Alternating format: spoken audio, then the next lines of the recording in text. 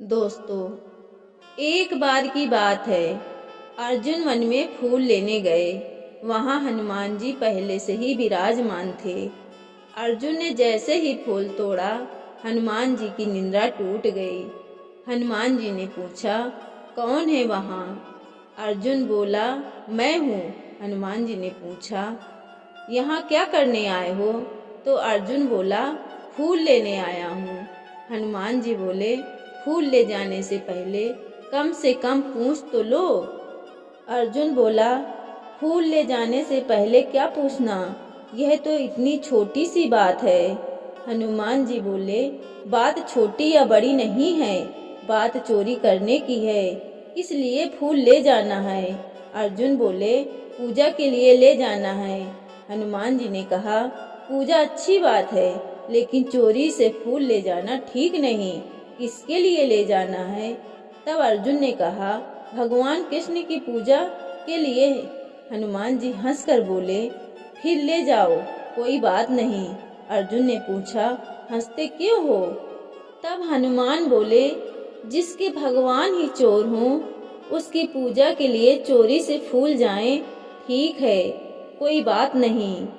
अब अर्जुन को बहुत गुस्सा आया कि हमारे माधव को चोर बोल दिया। अर्जुन ने क्रोध में आकर बोला, हाँ तो मुझे आपके भगवान के बारे में भी पता है। उन्होंने बानर और भालुओं से पुल बनवा दिया। बहुत बड़े महारथी हैं, यही उनकी ताकत है कि वह छोटे छोटे भालुओं से पुल बनवा रहे हैं। अगर इतने ही ताकतवर हैं तो उन्होंने बाण से पुल क्यों नहीं बना दिया? तब हनुमान जी ने कहा, क्या तुम बाण का पुल बना सकते हो? हाँ, बिल्कुल बना सकता हूँ। तब हनुमान जी ने कहा, देख लो, लेकिन ध्यान रखना, जो पुल भगवान ने बनाया था वह बहुत शक्तिशाली था। उस पर उसकी पूरी वानर सेना लंका पार कर गई थी। तुम्हारे बनाए पुल से उनका एक बानर ही निकल जाए तो हम तुमको शक्तिशाली मान लेंगे। तब अर्जुन बोले, हाँ बिल्कुल बना सकता हूँ। हनुमान जी ने कहा, अगर टूट गया तो? अर्जुन बोला, नहीं टूटेगा। हनुमान जी बोले, फिर भी अगर टूट गया तो? हनुमान बोले, अगर मेरा बनाया पुल टूट गया तो मैं अपने आप को आग में भस्म कर लूंगा। क्षत्रिय हूँ, वादा करता हूँ। अर्जुन ने बाण की वर्षा की और एक शक्तिशाली पुल का निर्माण कर दिया। तब अर्जुन बोले, पुल तैयार है। हनुमान जी बोले, राम जी का बंदर भी तैयार है। हनुमान जी ने अपना विशाल रूप दिखाया। तब हनुमान जी ने जैसे ही उस पर अपना पहला कदम रखा, पुल पाताल लोक चला गया। हार की शर्म से अर्जुन अपने आप को भस्म करने के लिए तैयार थे। तभी हनुमान जी ने समझाया, देखो, यह जीवन बहुत अनमोल है, यूं बर्बाद मत करो। यह बात सिर्फ तुम्हारे और मेरे बीच की रहेगी, किसी को कुछ पता नहीं चलेगा। तब अर्जुन ने अपने क्षत्रिय धर्म का पालन कर रहे थे और अपने वचन पर अड़े रहे। हनुमान जी ने अर्जुन को बहुत समझाया, लेकिन अर्जुन नहीं माने। हनुमान जी मन ही मन कृष्ण जी को याद करते रहे और कहते हैं, हे प्रभु, सहायता करें, यह तो समझने के लिए तैयार ही नहीं है। तो भगवान श्री कृष्ण स्वयं ब्राह्मण का रूप रखकर प्रकट हुए और बोले, हे भक्तराज, यह क्या कर रहे हो? यह आग क्यों जलाई है? तब अर्जुन ने सारा वृत्तांत कह सुनाया। ब्राह्मण बोले, अच्छा यह बताओ, क्या जब तुम्हारी शर्त लगी तो यहाँ कोई तीसरा व्यक्ति भी था? निर्णय करने वाला कोई तीसरा भी होना चाहिए। क्या तुम दोबारा पुल बना सकते हो? मैं निर्णय करूँगा। अर्जुन बोले, हाँ बिल्कुल बना सकता हूँ। अर्जुन ने पुनः पुल का निर्माण किया। हनुमान जी ने फिर से अपना विशाल रूप बनाया। भगवान ने कच्छप कछुए का रूप बनाया और पुल के नीचे जाकर बैठ गए।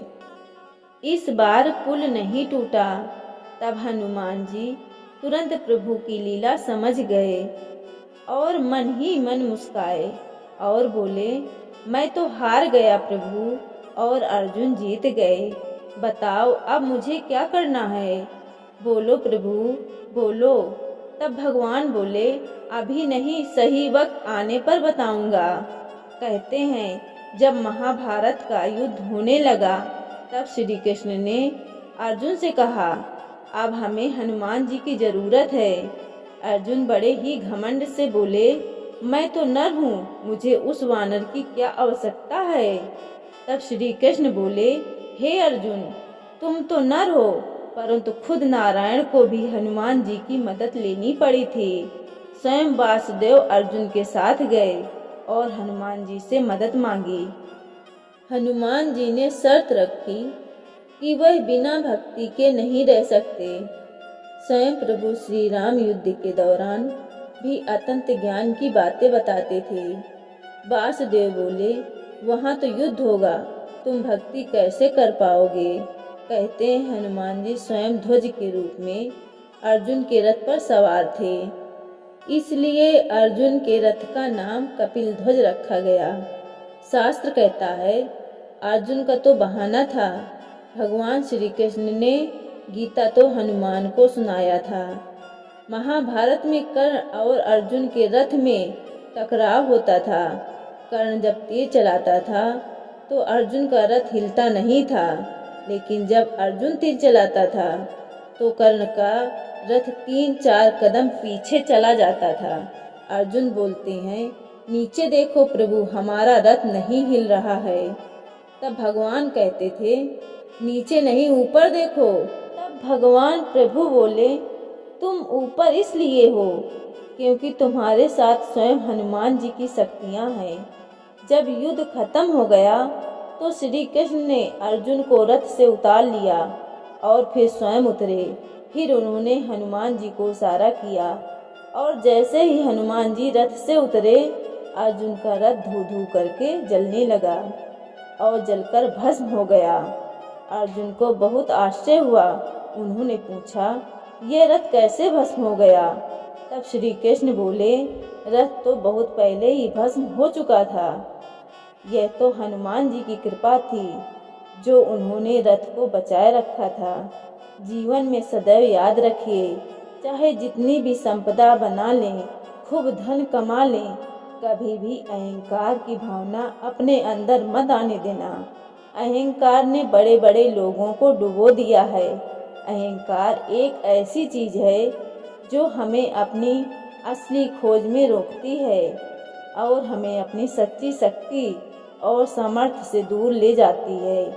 यह हमें दूसरों से ऊंचा दिखाने की भावना दिलाती है, परंतु असल में हमारी अंतर आत्मा को कमजोर बनाती है। हमें अपने कर्तव्यों का पालन करना चाहिए, परंतु अहंकार के बिना। अगर हमारी कहानी अच्छी लगी हो तो हमारी वीडियो को एक लाइक और वीडियो को शेयर ज़रूर करें, क्योंकि ऐसी ही कहानियाँ हम लाते रहते हैं। धन्यवाद।